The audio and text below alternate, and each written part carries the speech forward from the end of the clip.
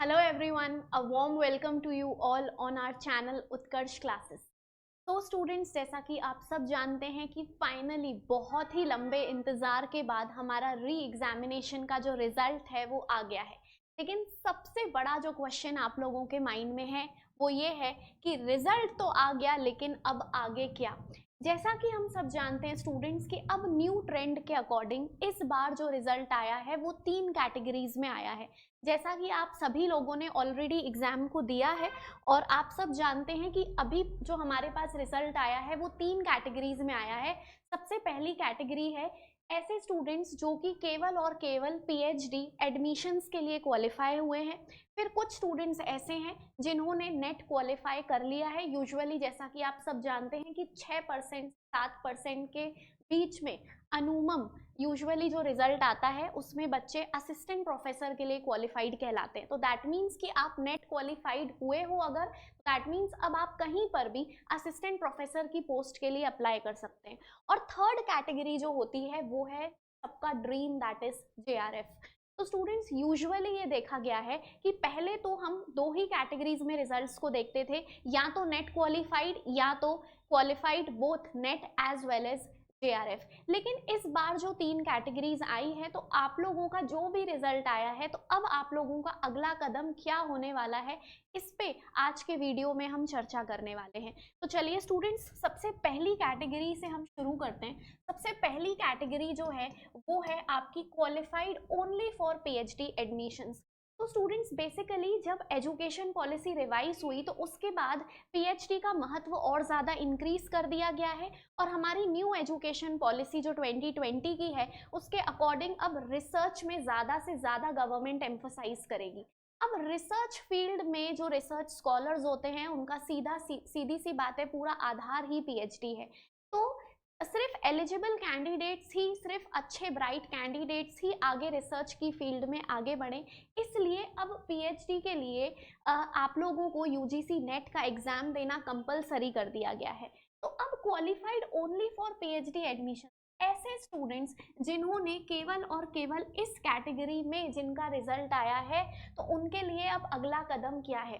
सबसे पहला तो यही है स्टूडेंट्स कि अगर आप लोग तुरंत में पीएचडी के लिए अप्लाई करना चाहते हैं तो आप लोगों के लिए अगला कदम यही है कि you can apply for the PhD programme in any university. किसी भी यूनिवर्सिटी में अब आप पीएचडी के लिए जो है वो अप्लाई कर सकते हैं। और अगला कदम है स्टूडेंट्स, सीधे सीधे आप लोगों के लिए दिसंबर 2024 का अटेम्प्ट। ठीक है, तो दिसंबर 2024 का अटेम्प्ट अब आप लोगों के लिए आपका अगला पड़ाव है।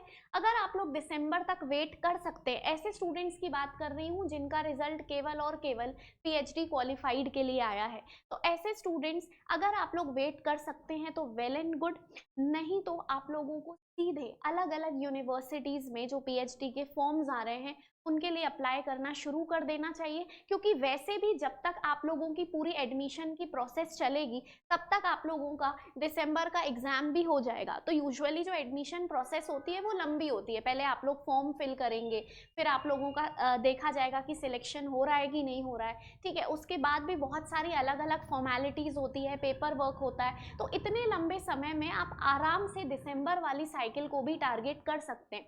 तो ऐसे स्टूडेंट्स जो इस बार नेट और जेआरएफ दोनों ही क्वालिफाई नहीं कर पाए, जिन्होंने सिर्फ पीएचडी के लिए क्वालिफाई किया है, तो आप लोग पूरे इंडिया की एस्टीम्ड यूनिवर्सिटीज़ में नज़र रखिए। और अगर आप प्राइवेट यूनिवर्सिटी से भी पीएचडी करना चाहते हैं तो भी कोई परेशानी नहीं है। तो आप लोगों को अपने पीएचडी प्रपोजल बनाने पे ध्यान दे देना चाहिए। और कुल मिला के पीएचडी के लिए अप्लाई करके आपको अपना प्रपोजल जो है, रिसर्च प्रपोजल जो है, उसे रेडी करना चाहिए। क्योंकि आप लोगों का जो कंपटीशन होगा पीएचडी सीट्स के लिए वो ऐसे कैंडिडेट्स के साथ होगा जो कि ऑलरेडी या तो जेआरएफ क्वालिफाइड होंगे या तो नेट क्वालिफाइड होंगे। तो सीधी सी बात है, आप लोग इंटरव्यू में अपने मार्क्स खींच सकते हैं। आमतौर पे अब जो प्रोसेस निकाली गई है वो 70-30 के रेशियो में निकाली गई है स्टूडेंट्स। यूजुअली जब भी आप एडमिशन लेने जाएंगे तो 30% जो मार्क्स होंगे वो आपके इंटरव्यू पे डिपेंड करेंगे, जबकि 70% जो है वो आपके यूजीसी नेट के स्कोर से ही देखा जाएगा। तो आप लोगों के हाथ में आपका इंटरव्यू है और इंटरव्यू में आप बहुत अच्छा परफॉर्म कर सकते हैं अगर आप अपने रिसर्च प्रपोजल के साथ पूरी तैयारी के साथ जाएं तो पहला ऑप्शन आप लोगों के लिए यही है कि रिसर्च प्रपोजल पर ध्यान दीजिए और पीएचडी के लिए अप्लाई कर दीजिए।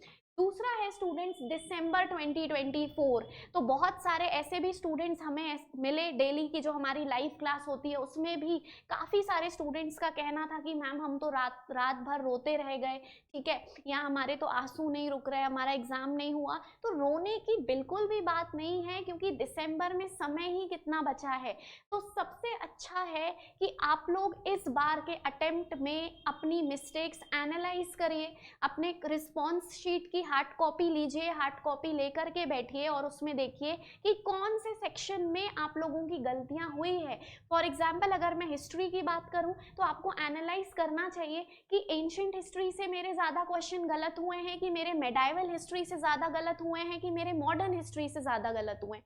उसके बाद आपको बहुत अच्छे तरीके से डिसाइड करना चाहिए कि कौन से मेरे वीक सब्जेक्ट्स हैं, मेरे वीक पॉइंट्स हैं, जहाँ पर मैं बहुत ज़्यादा मेहनत करूँ।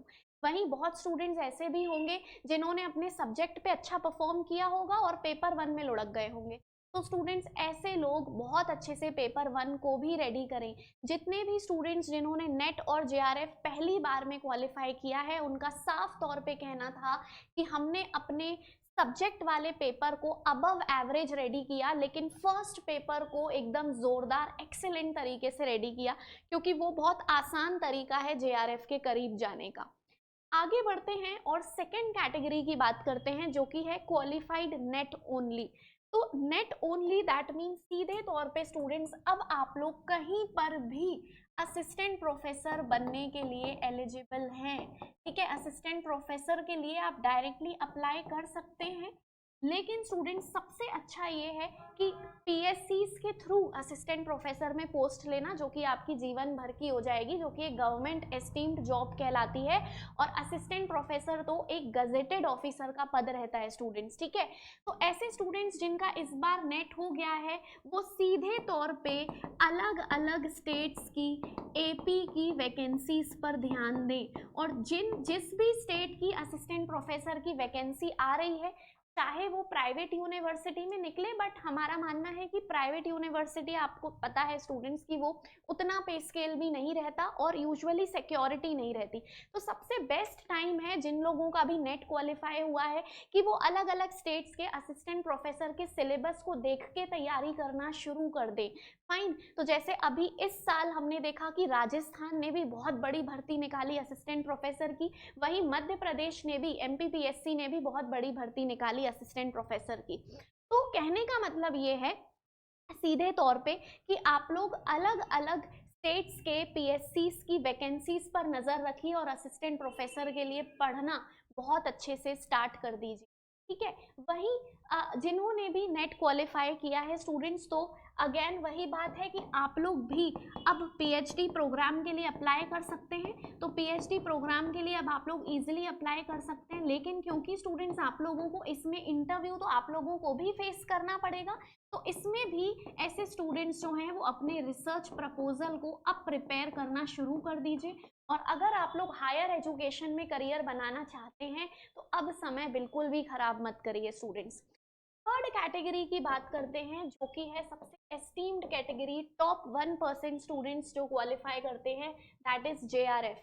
तो जेआरएफ वाले स्टूडेंट्स का सबसे पहला कदम होना चाहिए कि आप लोग पीएचडी की जहां भी सीट्स निकल रही है तुरंत एडमिशन लीजिए, क्योंकि स्टूडेंट्स आप लोगों का जेआरएफ की जो फेलोशिप है वो मिलना तभी शुरू होगी जब आपका एडमिशन होगा।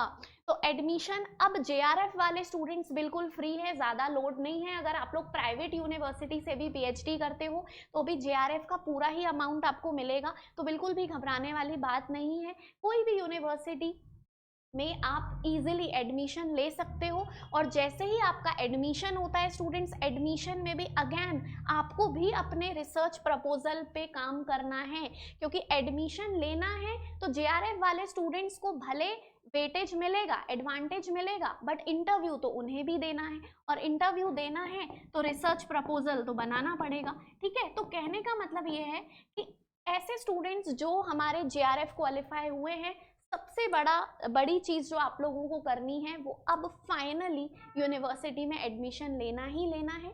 एडमिशन लेने के बाद स्टूडेंट्स पहले आप लोगों को यूजुअली कोर्स वर्क कंप्लीट करना पड़ता है।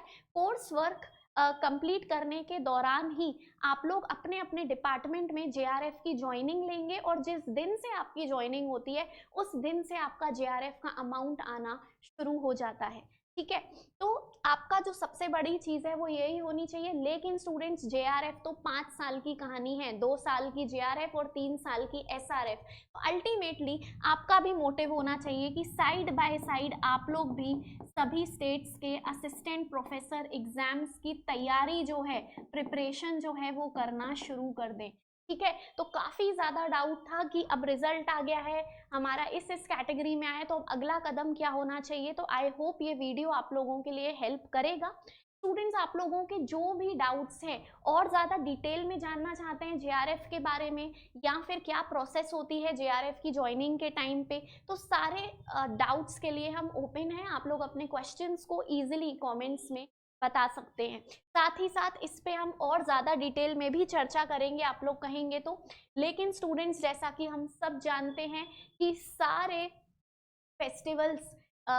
फेस्टिवल्स में सबसे शिरोमणि त्योहार हमारे भारत का Diwali is round the corner. और दिवाली आ जाए और उत्कर्ष आप लोगों के लिए कोई सरप्राइज ना लेकर आए, ऐसा हो नहीं सकता। तो साल की सबसे बड़ी दिवाली सेल स्टूडेंट्स उत्कर्ष की लॉन्च हो चुकी है, जहां पे आप लोग अपने कोर्स पे 90% तक डिस्काउंट अवेल कर सकते हैं। और सबसे खास बात यह है स्टूडेंट्स कि आप लोगों का जो भी सब्जेक्ट है, हिस्ट्री है, ज्योग्राफी है, पॉलिटिकल साइंस है, ठीक है, कॉमर्स है, ये सारे सब्जेक्ट्स हमारे पास अवेलेबल है। सबसे खास बात यह है कि इन पेपर 2 के कोर्सेज में आपको 90% डिस्काउंट मिल जाएगा। और आप लोग अगर कोर्स इस दिवाली सेल में खरीदते हैं स्टूडेंट्स तो एक्स्ट्रा वैलिडिटी मिलेगी, 3 महीनों की एक्स्ट्रा वैलिडिटी।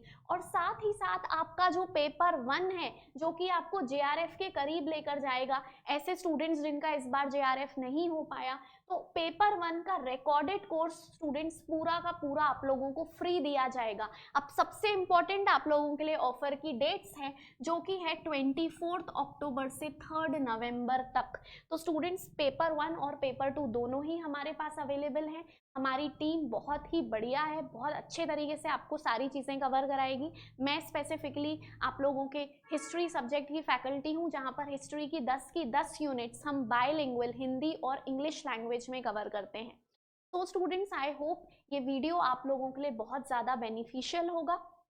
साथ ही यहाँ पर जिस भी पॉइंट में आप लोगों को कोई भी परेशानी है या और इन डेप्थ वीडियो चाहते हैं तो बिल्कुल कमेंट्स करिए, हम आप लोगों के सारे डाउट्स क्लियर करने के लिए तत्पर हैं।